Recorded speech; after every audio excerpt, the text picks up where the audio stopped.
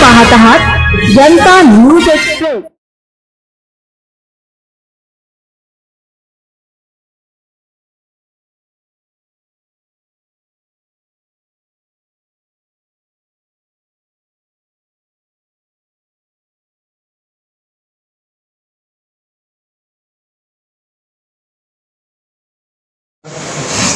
तुमचं स्वागत आणि इतक्या संख्येने आपण इकडे आलात, आमची बाजू समजून घेण्यासाठी आलात, त्याबद्दल मनापासून आभार. मी आज जो मुद्दा मांडणार आहे तो मराठी शाळांच्या पैकी अनुदानित शाळांशी संबंधित आहे. तुमच्या लक्षात असेल की स्वातंत्र्य मिळाल्यानंतर महाराष्ट्रामध्ये शाळांचा विकास झाला, गावोगावी शाळा पसरल्या आणि त्या काळात महाराष्ट्र सरकारने खाजगी संस्थांना प्रोत्साहन देऊन शाळा सुरू केल्या, कारण सरकारची स्वतःची ताकद नव्हती आणि त्या शाळांना भरघोस अनुदान सुद्धा दिलं. आणि असं करून गेल्या 80-85 सालापर्यंत ही वाढ होत गेली आणि मोठ्या संख्येने बहुजन समाजातले मुलं शिक्षणाच्या वाटेवर येऊन पोहोचली, ही आतापर्यंत त्यांना ही संधी मिळत नव्हती. त्या काळामध्ये कोठारी आयोग जो आला होता 1965-66 साली, कोठारी आयोगाने सुद्धा खाजगी शाळांचं महत्त्व अधोरेखित केलं आणि त्यांनी ह्या शाळांना अनुदान देऊन बढ़ावा द्यायला पाहिजे असं मोठ्या जोरदारपणे आयोगाच्या शिफारशीमध्ये सांगितलेलं होतं. 6% अनुदान द्यायला पाहिजे अशी कोठारी आयोगाची शिफारस होती, परंतु ती अंमलात आली नाही. हे आपल्याला दुर्दैवी गोष्ट मानायला लागेल.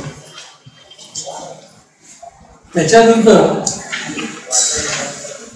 2010 साली शिक्षण हक्क कायदा, त्याच्या आधी घटना दुरुस्ती झाली आणि 0 ते 14 किंवा 6 ते 14 या वयोगटातल्या मुलांचा मोफत आणि सक्तीच्या शिक्षणाचा अधिकार मान्य झाला. संविधानातून आणि या कायद्यातून मुलांना मोफत आणि सक्तीचं शिक्षण मिळायला पाहिजे, त्यांचा तो घटनात्मक आणि कायदेशीर अधिकार आहे, हक्क आहे, हे त्यातून जाहीर आहे. हा हक्क मुलांपर्यंत पोहोचवण्याची जबाबदारी त्या कायद्याने सरकारवर आहे. त्या कायद्यात स्पष्टपणे म्हटलेलं आहे की सक्तीची जी आहे आणि मोफत शिक्षणाची जबाबदारी आहे ती सरकारची आहे. मग ते केंद्र सरकार असेल, राज्य सरकार असेल किंवा स्थानिक स्वराज्य संस्था असेल, त्यांनी हे काम करायला पाहिजे. इतक्या पद्धतीने मुलांपासून जी शिक्षणाची मागणी सुरू झाली होती मोफत शिक्षणाची, त्याची परिणिती या कायद्यामध्ये अखेरीला झाली. हा एक खूप आनंदाचा भाग होता. आपल्या अपेक्षा वाढतील अशी गोष्ट होती, परंतु आपल्या सगळ्यांच्या दुर्दैवाने तेव्हापासून आतापर्यंत आलेल्या सरकारांनी या कायद्याच्या विरोधी वर्तन केले पूर्णपणे. म्हणजे मुलांना मोफत शिक्षण देण्याच्या ऐवजी मुलांचं शिक्षण खर्चिक कसं होईल, त्यांना मिळणारी मोफत शिक्षणाची संधी कमी कशी होईल हेच सरकारने पाहिजे. मी तर ह्या टोकाला जाऊन असं म्हणतो की आपल्या राज्य सरकारचं ते अलिखित अघोषित असं धोरण आहे की सरकारी शाळा, अनुदानित शाळा पूर्णपणे बंद पाडायच्या आणि मुलांना अडचणीमध्ये टाकायचं आणि त्यांचं शिक्षण बंद होईल असं पाहायचं. हे सरकारने काम केलेलं आहे. हे करताना त्यांनी जो संयुक्त शाळांचा कायदा आणला तो म्हणजे मूळ शिक्षण हक्क कायद्याच्या पूर्णपणे विरोध. शिक्षण हक्क कायद्यामध्ये मोफत शिक्षण देण्याची जबाबदारी सरकारवर होती. आता सरकारने हा कायदा आणून काय केलं की ज्यांना कोणाला शाळा सुरू करायची आहे त्यांनी पूर्वीच्या नियमाप्रमाणे म्हणजे शाळा सेविकांनुसार मान्यता घ्यायची, तो प्रकार बंद करून टाकला आणि जबरदस्तीने तुम्हाला शाळा सुरू करायची असेल तर ह्या कायद्याखालीच ती शाळा सुरू करायला पाहिजे, तरच आम्ही तुम्हाला परवानगी देऊ असं सांगायला सुरुवात केली. त्यामुळे ह्या गेल्या 12-13 वर्षात एकही शाळा अशी मान्यता मिळालेली नाहीये की जी पूर्वीच्या नियमाप्रमाणे सेल्फ फायनान्स खाली सर्व शाळा मंजूर झालेल्या आहेत. त्या सेल्फ फायनान्सच्या कायद्याची आणखी एक भूमिका आहे जी आपल्याला पटकन लक्षात येत नाही. तो कायदा जिल्हा परिषदेच्या शाळांना सुद्धा लागू केलेला आहे. म्हणजे जर जिल्हा परिषदेने एखादी शाळा सुरू करायचा निर्णय घेतला तर राज्य सरकार त्यांना सांगू शकतो की आम्ही तुम्हाला परवानगी देणार नाही, तुम्ही ह्या कायद्याखाली ती शाळा सुरू करा आणि स्वतःच्या खर्चाने चालवा. ही तरतूद त्या कायद्यामध्ये आहे. अजूनपर्यंत त्याचा वापर केलेला नाही हे वस्तुस्थिती आहे. पण जसं इतरांना भरडत आहे तसं जिल्हा परिषदांना हे भरडणार नाही याची काहीच खात्री देता येणार नाही. आणि त्यामुळे हा अत्यंत धोकादायक कायदा आहे. शिक्षण हक्क कायदा जो मोफत शिक्षण देणारा कायदा आहे त्याच्या विरुद्ध जाणारा हा कायदा आहे. त्यामुळे ह्या कायद्यालाच विरोध करायला पाहिजे आणि तो कायदा रद्द करण्याची मागणी करायला पाहिजे. कायदेशीर आणि घटनात्मक कर्तव्य म्हणून सरकारने मोफत शिक्षण द्यायला पाहिजे. परंतु आतापर्यंत सरकारने काय केलं? अनुदानित शाळांच्या बाबतीत सांगतो की 2003 साली त्यांनी वेतनेतर अनुदान देणं बंद केलं. 3 प्रकारची अनुदानं सरकार देत होते. एक वेतन अनुदान, दुसरं वेतनेतर अनुदान आणि तिसरं भाडे अनुदान. त्यातलं वेतन अनुदान आहे ते बंद करू शकले नाही कारण संघटनांची ताकद होती आणि ते पुढे थेट शिक्षकांच्या आणि इतर कर्मचाऱ्यांच्या बँकांमध्ये थेट जायला लागले. त्याला हात घालायची सरकारची हिंमत नव्हती. परंतु त्यांनी काय केलं की वेतनेतर अनुदान पूर्णपणे बंद केलं. त्यामुळे 2003 ते 2012 किंवा 2013 पर्यंत संस्थांचे कोट्यावधी रुपये सरकारने बुडवले. आमच्या गोरेगावच्या शाळेचे 1 कोटी रुपये सरकारने बुडवले. एका साध्या सुध्या मध्यम वर्गातल्या किंवा निम्न स्तरातल्या मुलांना शिक्षण देणाऱ्या मराठी माध्यमाच्या शाळेला 1 कोटी रुपये म्हणजे प्रचंड रक्कम आहे. हे मी तुम्हाला सांगायची गरज नाही. ते 1 कोटी रुपये बुडवले. असे महाराष्ट्रातल्या किती अनुदानित शाळांची किती रक्कम बुडवली असेल त्याचा आपण हिशोबच मांडला आहे. त्याच्यानंतर त्यांनी थोडंसं वेतनेतर अनुदान द्यायला सुरुवात केली.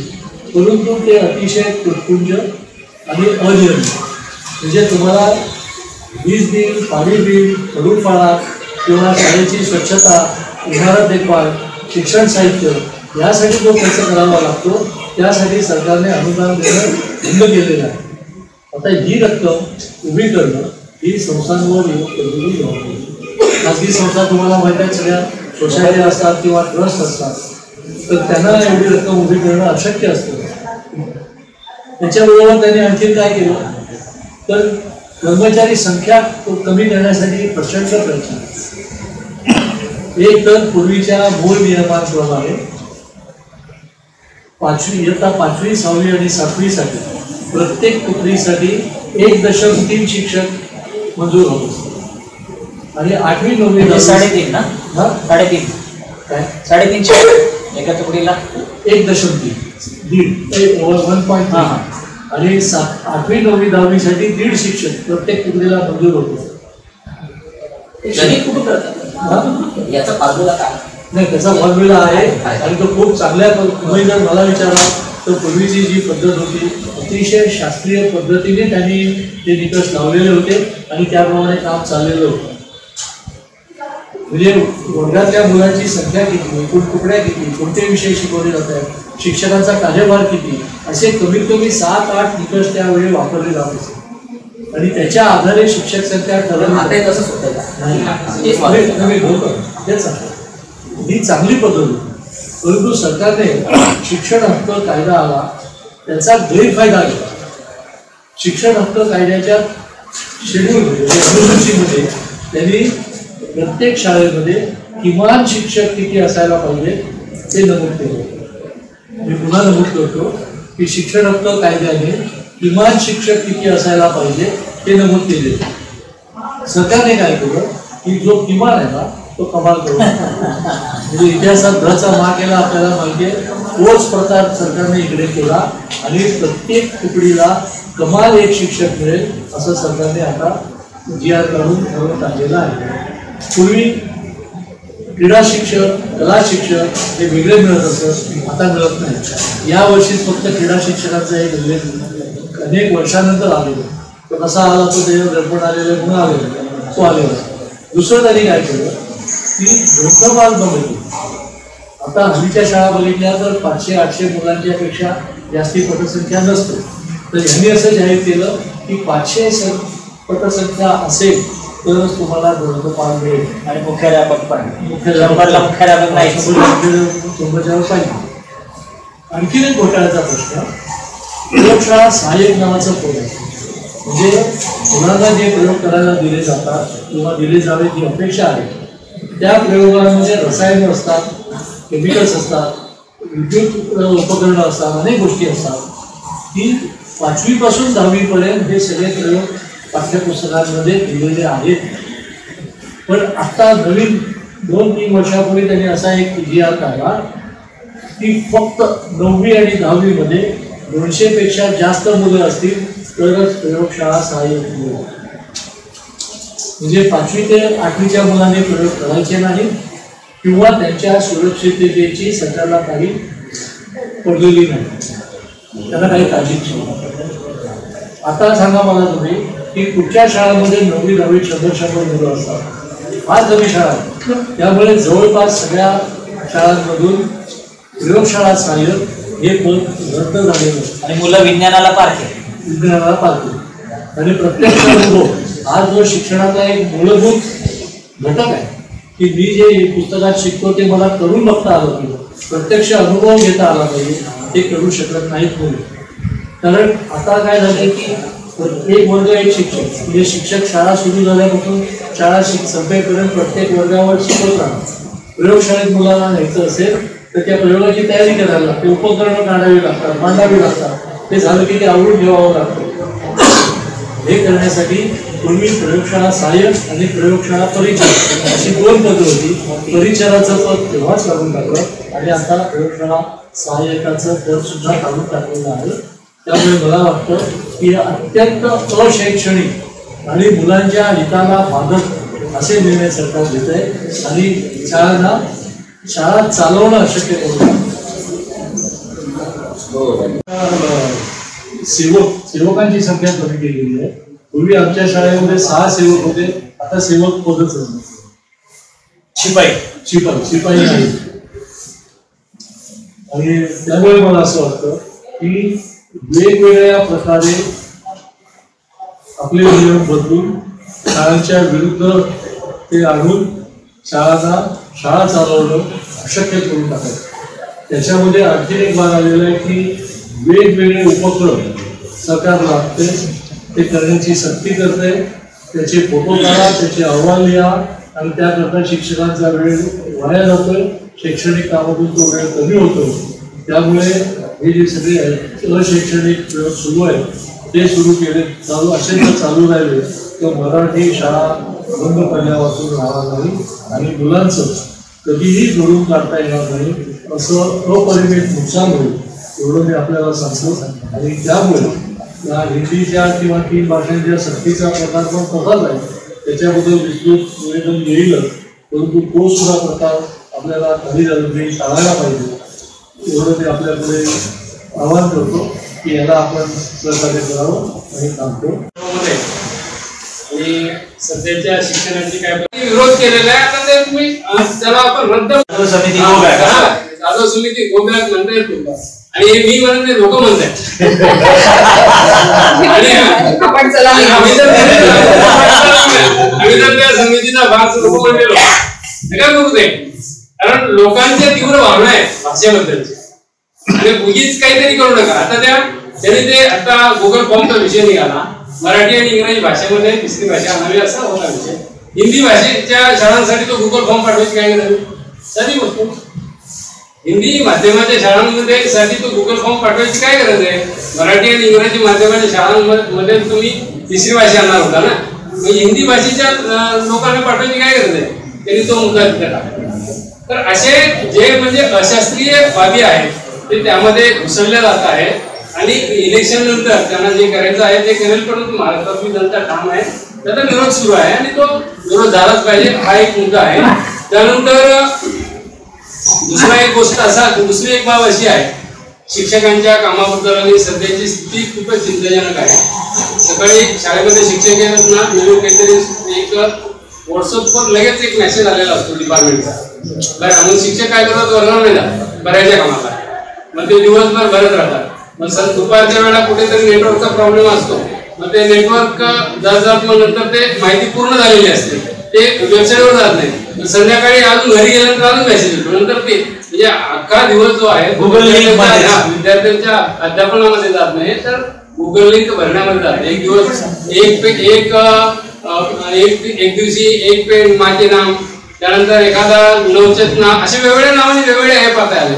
आजच आता एक थोड्या वेळापूर्वीच एक मेसेज आला, काल आम्ही लिंक भरली आणि लगेच दुसरा एक मेसेज असा आला की ही लिंक आता विद्यार्थ्यांना भरायला आहे आणि विद्यार्थ्यांच्या समोर करा. म्हणजे हे रोजचं आहे. आणि यामुळे एक गेल्या आठवड्यामध्ये एक इंग्रजी टाइम्स मध्ये एक आर्टिकल आलेलं होतं एनसीईआरटीचे जे अगोदरचे संचालक होते कृष्ण कुमार यांचं, की अक्षरशः शिक्षक वैतागलेले आहेत. एक्झिट होत आहे, एक्झिट होत आहे, ते सत्य आहे. आणि शिक्षक म्हणून हे मी जबाबदारीने बोलतो आणि गंभीरपणे बोलतो. अनेक लोकांबरोबर आणि शिक्षकांबरोबर आम्ही काम करतो. शिक्षक अक्षरशः भेटाकुटी आणि गणित शाळांच्या शिक्षकांच्या मागे असा खूप मोठा रेटा आहे. दुसरी गोष्ट एक सगळ्यांच्या जो मुद्दा आमच्या बोलण्यातून राहिलेला तो देतो, तो म्हणजे अनेक शाळांमध्ये वेगवेगळे एनजीओ येत आहेत. ते एनजीओ कोणाचे आहेत? सध्याच्या 37 जे लोक आहेत त्यांच्या आजूबाजूचे एनजीओ आहेत. त्या एनजीओ काय करतात, आपला अजेंडा चालवतो. इकडे म्हणजे केंद्र सरकारचा अजेंडा वेगळा, राज्य सरकारचा अजेंडा वेगळा, नंतर एनजीओचा अजेंडा वेगळा. शाळा शिकवायची कुठे? मुलांना शिकवायचं केव्हा? म्हणजे एनजीओ करण जे चाललंय, ज्या पद्धतीनं मराठी शाळांचं सीबीएसई करण चाललेलं आहे, तसं एनजीओ करण खूप मोठ्या प्रमाणात चाललेलं आहे. अनेक वेगवेगळे एनजीओ घुसलेले आहेत, त्या शाळा ताब्यात घेत आहेत. नंतर आता दीपकरावांनी जो मुद्दा सांगितला त्या मुद्द्याकडे या सगळ्या गोष्टी वळत आहेत. खऱ्या अर्थाने अतिशय म्हणजे महत्वाच्या विषयावर आपण सगळेजण इथं जमलेलो आहोत. तुम्ही सगळेजण तुमच्या या सगळ्या आंदोलनाच्या पाठीमागे भक्कमपणे उभे राहिला. अनेक जण रात्री अपरात्री महत्वाचे काही मुद्दे असले तर लगेच पाठवतात, त्याची उत्तरं आपण देत असतो आणि एकमेकांना मिळून आज मुंबईमध्ये मराठी माणूस शोधायची वेळ आलेली आहे. अशा वेळेला आपण एकत्रित राहून हा लढा पुढे नेणं मला वाटतं खूप महत्वाचं आहे. मी एवढं बोलून मी माझं जे बोललाय मी थांबवतो. या सगळ्या प्रवासामध्ये काही मराठी कारणाचा जो प्रवास आहे त्याच्यामध्ये दरवेळेला असं होतं की जरा काहीतरी आशादायक वातावरण दिसतंय असं म्हटलं तर आणखीन एक येऊन काहीतरी आढळतं. जेव्हा यावेळेला असं झालं होतं की धरणं आपण धरलेलं होतं आझाद मैदानामध्ये, त्यावेळेला खरंच म्हणजे आम्ही जेव्हा तो कार्यक्रम पूर्ण आयोजित केला होता तेव्हा आम्ही सगळे एकमेकांना सांगायचो की आपण 500ची तयारी ठेवू, पण कदाचित 50च जण येतील याची मनाची तयारी ठेवू. आणि असं म्हणत असताना जवळजवळ 550 लोक गेले. त्याच्यामुळे ह्या प्रश्नाबद्दल लोकांमध्ये खूप आस्था आहे आणि जागरूकता आहे ह्याचा त्यावेळेला अनुभव आला होता. आणि त्याच्यामुळे वाटलं होतं की आता काहीतरी एक बरं चित्र म्हणजे आपण आपलं मत काय आहे ते ठामपणे दाखवलंय. कारण बरेचदा असं होतं की जे लोक बुद्धिवादी आहेत असं वाटतं किंवा विवेकवादी आहेत असं वाटतं ते कुठल्या भरोशावर बसतात ते माहिती नाही. कारण विवेकवादी लोकांचा तर देवावरती पण विश्वास नसतो, तर त्याच्यामुळे पण तरी सुद्धा कुठल्या भरोशावर ते बसतात ते कळत नाही आणि बोलत नाहीत लोक येऊन, संख्या दिसत नाही. ही जी आमची नेहमीची तक्रार होती ती तक्रार खूपशी आमची दूर झाली असं आम्हाला वाटलं आणि लोक येऊन बोलत आहेत. आणि असं वाटलं की आता ते चित्र पूर्णपणे स्पष्ट आहे ना, लोकांना दिसलेलं आहे, सरकारला दिसलेलं आहे, आपण दाखवून दिलेलं आहे की आपलं मत काय आहे तिसऱ्या भाषेच्या धोरणाविषयी. हे आता दिसल्यानंतर आणखीन काय पुढचं काय करायचं असं आम्हाला वाटत होतं. पण मला वाटतंय की हा जो संघर्ष आहे तो अविरत चालवायला लावणार आहेत लोक, आम्हाला चालवायला लावणार आहेत आपल्याला. आणि आमचा प्रयत्न नेहमीच हा असा आहे की एका हाताने संघर्ष आणि एका हाताने रचना. त्याच्यामुळे आम्ही कुठेही बाकीचं जे काही सकारात्मक काम असेल ते थांबवत नाही. आत्ता सुद्धा आम्ही खूप पाठपुरावा करतोय बऱ्याच गोष्टींचा. काही गोष्टी ज्या महानगरपालिकेच्या शाळांबद्दलच्या आहेत त्या फार धक्कादायक दिसत आहेत आम्हाला आमच्या ह्या प्रवासामध्ये. मी आविष्कार नावाच्या नाट्यसंस्थेबरोबर काम करते आणि त्याच नाट्यसंस्थेचं जिथे कचेरी आहे आणि जिथे सगळं आमचं सामान आहे आणि जिथून आमची सगळी चळवळ चालते आविष्कारची, तीच महानगरपालिकेची शाळा आहे आम्ही गेल्या 4 वर्षांमध्ये जवळजवळ 3 प्रोडक्शन्स केली, 3 निर्मिती झाल्या. त्याच्यामध्ये उमगलेले गांधी पण होतं, स्वगते होतं. हे सगळे कार्यक्रम करत असताना आम्ही तिथेच तालमी करतो जिथे वावर आहे की फक्त बालकांचा आणि पालकांचा नव्हे. आपण असं म्हणू शकतो ना की पालक काय फक्त बाहेर येतात, मुलं आतमध्ये सोडल्यानंतर त्यांचा त्या इमारतीशी तसा संबंध नसतो. पण आम्ही त्या इमारतीमध्ये चळवळ चालवत होतो, आम्ही त्या इमारतीमध्ये जाऊन आमच्या तालमी करत होतो. जर कुठल्याही पद्धतीचं धोकादायक जर काही असतं तर कुणाच्याच ते लक्षात आलं नसतं, असं झालं नसतं.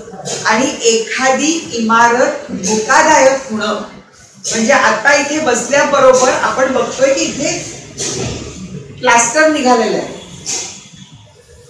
त्याच्यात कितीतरीदा इथे कलरिंग झालं असेल, रंग मारला गेला असेल, कित्येदा ती फुटं चढली असतील, त्याला गेलेल्या त्या क्रॅक्स आहेत. त्या दाखवून जर तुम्हाला कोणी म्हणालं की हे धोकादायक आहे तर तुम्ही आम्ही विश्वास ठेवू नका. कारण आपण पण घरात राहणारी माणसं आहोत, आपल्याला कळतं धोकादायक काय आहे आणि कुठे रंगरंगोटी करायची गरज आहे, थोडीशी डागडुजी करायची गरज आहे, हे आपल्याला कळतं. जेव्हा एक इतकी मोठी इमारत उभी असते जिथे इतकी मुलं शिकतात, इतके शिक्षक रोज उद्ध्वस्त करतात, ती अशी 4 दिवसात धोकादायक आणि त्याची श्रेणी पण पुढची अति धोकादायक ह्याच्यापर्यंत कशी पोहोचते. दुसरी गोष्ट अशी झाली की उत्तरदायित्व कोणी घेतच नाही कुठल्याच गोष्टीचं. म्हणजे जर मला ही समस्या आहे, माझ्या मनात जर ही शंका आहे तर त्या शंकेचं निरसन मला नक्की कुठल्या डेस्कवरती गेल्यानंतर माझं ते करून मिळणार आहे ह्याच्याबद्दलचीच इतकी संदिग्धता आहे. हे काय आहे, म्हणजे हे काय कार्टेल चालवतात का सरकार चालवतात का त्याच्याबद्दलची लवकर माहिती मिळत नाही. एक भेट मिळायला आम्हाला इतके खेटे घालावे लागतात. मला दुर्दैवाने हे सांगावंसं वाटतं की माझे कुणीतरी नातेवाईक किंवा काहीतरी माझे आप्तस्वकीय असतील, त्यांच्या विनंत्या करून त्याच्यानंतर आम्हाला लोक भेटतात, आम्हाला अधिकारी भेटतात. ही खूप दयनीय परिस्थिती आहे असं मला वाटतं. दुसरी गोष्ट म्हणजे तो गुगल फॉर्म जो आहे, मला श्याम सोनारांनी फोन केला की तुमची त्याच्यावरची प्रतिक्रिया सांगा. मी तो उघडलाच नाही. म्हणजे जात असा रकाना आल्यावरती मी मानत नाही किंवा भारतीय असं मला उत्तरच द्यायचं नाही, मला काहीच सांगायचं नाही, कारण माझ्यासाठी ते अस्तित्वातच नाही. तर त्याचं मी कुठलंच उत्तर देणार नाही. नॉट ऍप्लिकेबल असं पण मी म्हणणार नाही. मी ज्या क्षणी तो फॉर्म उघडते त्या क्षणी मी त्याची जबाबदारी स्वीकारते किंवा मी त्याचं अस्तित्व मान्य करते किंवा त्याचं महत्व मान्य करते. त्याच्यामुळे मी ह्या दोन्ही गोष्टी अभ्यासासाठी किंवा त्याचा निषेध करण्यासाठी सुद्धा मी उघडलेला नाही. ते करायची माझी इच्छा. शाळांबद्दलचं, महानगरपालिकेच्या शाळांबद्दलचं मी जेव्हा म्हणते की आम्ही सकारात्मक गोष्टींचा पण विचार करतो, ह्या खेपेला पहिल्यांदा आम्ही असं केलं होतं की आम्ही राजकीय पक्षांकडे सुद्धा गेलो होतो की ह्या आंदोलनामध्ये तुम्ही सामील व्हा म्हणून.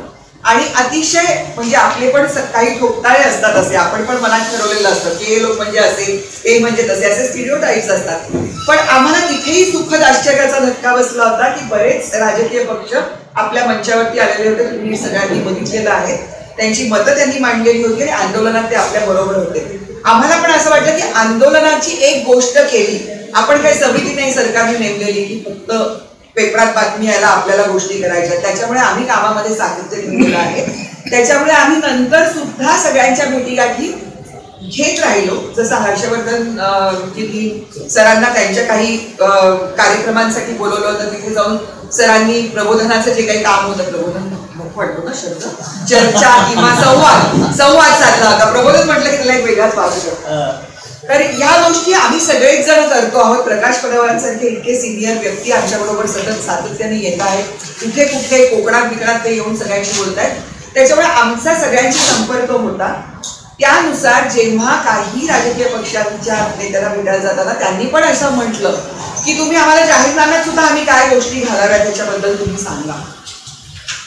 पण काय होतं, आणि हे आम्ही केलं पाहिजे, ही मला मान्य आहे. मग आता आम्ही महानगरपालिकेत गेलो तेव्हा सुद्धा अमित सैनी म्हणाले की मग तुम्ही असं का नाही करत, तुम्ही आम्हाला कार्यक्रम द्या की काय कुठल्या पद्धतीचा कार्यक्रम, की मराठी जर संस्कृतीसाठी, आणि त्यांनी हे शब्द वापरलेले आहेत, आपण जसा बाकीच्या गोष्टींचा निषेध करतो, ज्या गोष्टी चांगल्या असेल त्याचाही उल्लेख करायला पाहिजे.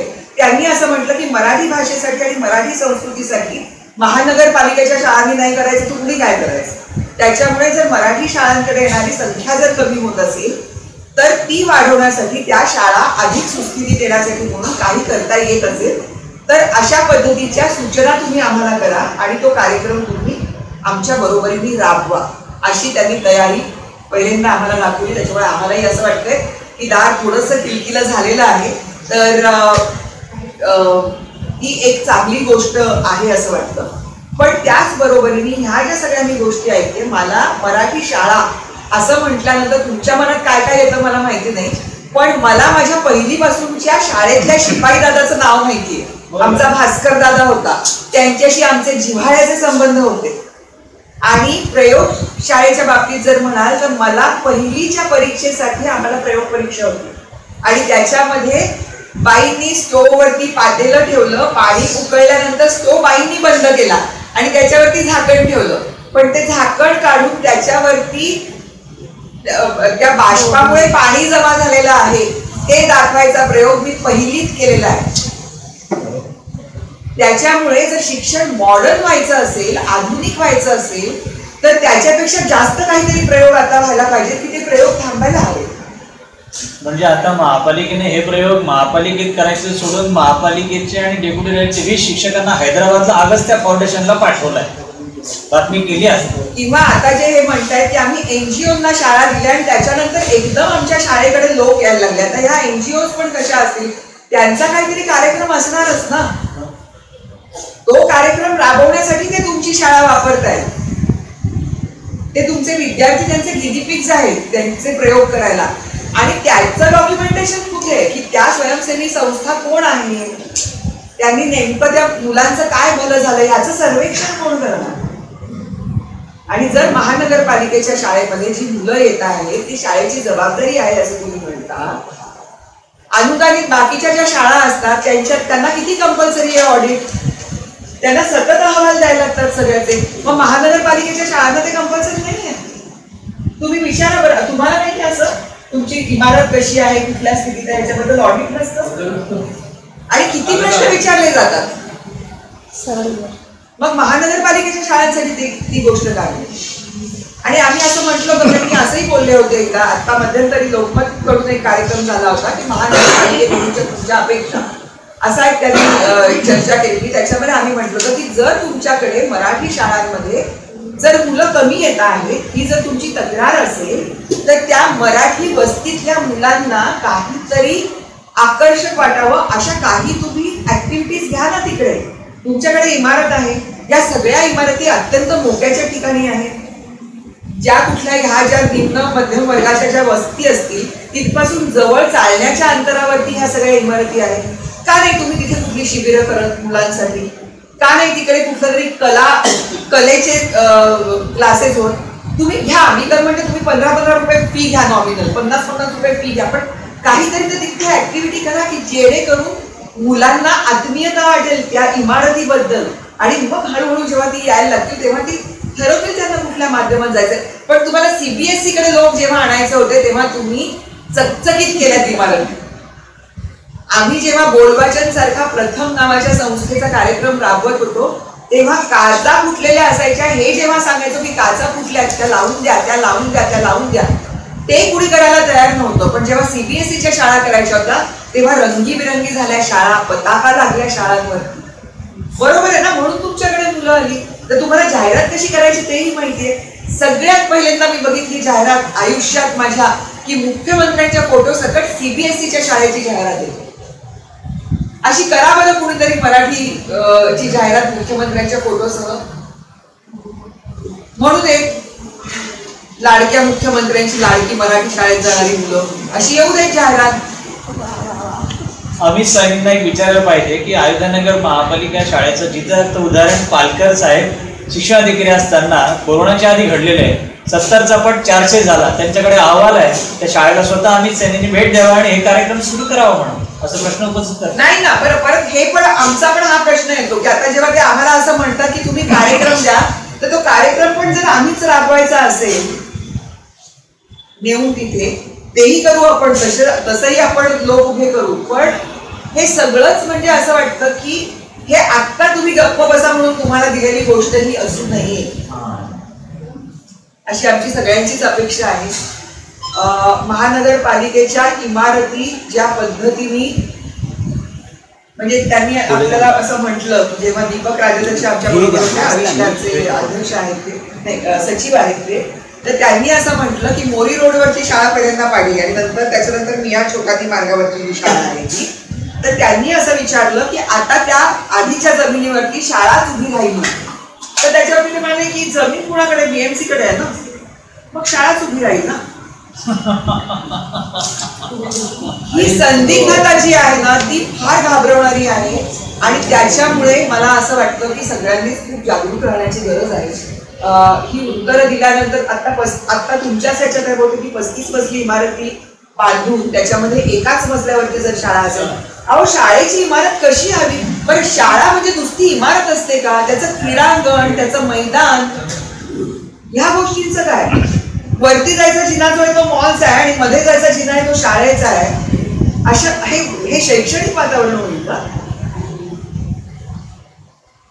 त्याच्यामुळे मला असं वाटतं की या संघर्षामध्ये मला वाटतं संघर्ष खूप जास्त मोठा आहे.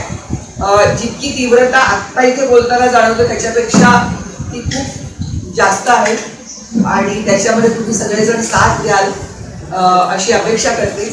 टक्केवारी की ह्या सगळ्या बातम्या आणि सगळ्या गोष्टी येत असताना कधी जेव्हा टक्केवारी येते आणि आकडे जेव्हा येतात ना तेव्हा ते लोकांना जास्त महत्वाचं वाटतं. त्याच्यामुळे शक्यतो ती जितकी आपल्याला देता येईल तुम्हाला आणि तुम्ही जितकी आम्हाला देऊ शकाल तशी तुम्ही, कारण हे दोन्ही कडून व्हायला पाहिजे. ठीक आहे. तर ती आपण एकमेकांना पूर्वत राहू. श्याम स्वतः अत्यंत पाठपुरावा करत असतात एखाद्या गोष्टीचा सांगितल्यानंतर, तर तुम्ही सगळेच जण कराल अशी अपेक्षा आहे. आणि काय मला खूप भरून आले प्रश्न घेऊया. सर्क्युलर आलेला आहे, अमरावती जिल्ह्यात सर्क्युलर आहे ते, आणि अमरावती जिल्ह्याच्या शिक्षणाधिकाऱ्यांनी 5 पेक्षा कमी ज्या शाळा आहेत ते सर्क्युलर आहे माझ्याकडे, तर 5 विद्यार्थी संख्येच्या पेक्षा कमी ज्या शाळा आहेत त्या शाळा पूर्णपणे बंद कराव्यात असा आदेश दिलेला आहे शिक्षणाधिकाऱ्यांनी. नंतर त्याच्यावर पुन्हा संचालकाचं खुलासा असा आलेला आहे की ती शाळा बंद करावी असं नाही, तर त्याचं समायोजन करावं. आता समायोजन आणि बंद याचा फरक त्यांना विचारा काय असतो. तर हे जे शब्दाचं ते शब्द आता ताईंनी बोलले जर ते शब्द म्हणजे त्या संख्येसहित त्या आल्या पाहिजेत. एखादी शाळा बंद करणं, अगोदर ते शिक्षण मंत्री होते त्या काळामध्ये सुद्धा हा विषय आलेला होता. शिक्षण विकास मंत्री आणि जवान सेंटरने त्याला खूप मोठा विरोध केला, खूप मोठं काम त्या काळामध्ये आम्ही केलेलं होतं आणि राज्यामध्ये त्याच्या विरोधात एक वेगळं वातावरण तयार झालं आणि समूह शाळेचा जो मुद्दा होता तो पाठीमागे 1 ते 20 पर्यंत ज्या शाळा आहेत त्या बंद करून त्याचं कन्वर्ट करावं समूह शाळेमध्ये, अशा पद्धतीचा तो GR होता. तो नंतर तो मागे घेण्यात आला. एखादी शाळा बंद होते, आता ताईंनी मुद्दा मांडला, म्हणजे शाळा म्हणजे फक्त एक मजला नसतो, त्याचा सांस्कृतिक वैभव असतं, त्याचा पर्यावरणीय वैभव असतं शाळेचा. एखादी शाळा जेव्हा बंद होते, एखाद्या वाडीवरली, वस्तीवरली, तांड्यावरली, तेव्हा ती शाळा बंद होत नाही, तर त्या शाळेबरोबर तिथलं सांस्कृतिक जे कारण असतं ते सुद्धा बंद होतं, सांस्कृतिक पर्यावरण बंद होतं. त्या शाळेच्या संदर्भाने तिथं येणारा बाहेरचा एखादा शिक्षक, बाहेरचा एखादा व्यक्ती, बाहेरची एखादी बातमी, एखादं वर्तमानपत्र त्या तांड्यावर, वाडीवर, वस्तीवर येणार बंद होतं. म्हणजे संपर्काचं जे माध्यम आहे ना ती शाळा आहे. ती शाळा म्हणजे नुसती शाळा बंद होत नाहीये, तर त्याचं सांस्कृतिक जे कारण आहे त्या शाळेच्या पाठीमागचं, त्या तांड्याच्या पाठीमागचं ते सुद्धा बंद होतं. जी मुलं तांड्यावरच्या शाळेत येत नाहीत ती मुलं 20 किलोमीटर शाळेमध्ये कशाला जातील, 10 किलोमीटर शाळेवर कशाला जातील? तर शासनाला आपण या अगोदर त्याला विरोध केलेला, तो GR त्यांनी माहिती घेतलेला आहे. पुन्हा एकदा आणखी कोण जागी आहे हे दाखवण्याचा आणि ते पटवून घेण्याचा प्रयत्न शासन वरच्यावर करत असतात, तेव्हा आपण सगळ्यांनी जागरूक राहणं मला वाटतं की यासाठी आवश्यक आहे. तो एक चिंता राहिलेला मी तुम्हाला सांगू इच्छितो. काढायच्या जेव्हा होत्या तेव्हा लोकांनी त्यांना ते जमिनी दिलेल्या आहेत, म्हणजे बाबूराव परांजपे जमीन दिलेली, तिथे तुम्ही मराठी शाळा काढावी म्हणून त्या जमिनी दिलेल्या होत्या आणि मग त्या मराठी शाळाचं आता दुकानं झालेली आहेत आणि तिकडे त्या इंग्लिश शाळा, मराठी शाळा कशा बंद होतील ह्याचेच प्रयत्न जास्त करून होतात. त्याच्यामुळे माझं एक सगळ्या लोकांना आवाहन आहे किंवा पत्रकारांनी पण हे आवाहन तुमच्या लेखांच्या मार्फत तुम्ही हे सगळ्यांना करावं की आपल्या आसपासच्या ज्या मराठी शाळा असतात त्या जाऊन बघा आणि त्यांच्याबद्दल आम्हाला कळवा. एक गोष्ट असं म्हणतो की प्रभूजी बोलले की सुरक्षितता काय, शाळेच्या जागी शाळा नसायला पाहिजे. विकास आराखड्यामध्ये शाळेचे भूखंड शाळेसाठी आवश्यक असतात आणि त्या भूखंडावर दुसरं काहीही करता येत नाही. हा नियम आता हे जे उपयोग करतायत ते आरक्षण बदलून काहीतरी घोटाळे करतायत, ते घोटाळे सुरू करायला हे कायदे तर मग आपल्याला काहीतरी करता येईल. तिकडे 36 मध्ये या इमारतीमध्ये 1 मध्ये ही शाळा हे होऊ शकणार नाही. हे काढणं खूप कठीण आहे. त्यामुळे त्याच्यावर जर काही माहिती मिळाली तर आपल्याला त्याच्याबद्दल बोलतो. अचूक बातम्या, निपक्षपाती विचार, अन्यायाविरुद्ध वाचा फोडणारे परखड विचारांचे सार्वभौम दैनिक प्रजासत्ताक जनता.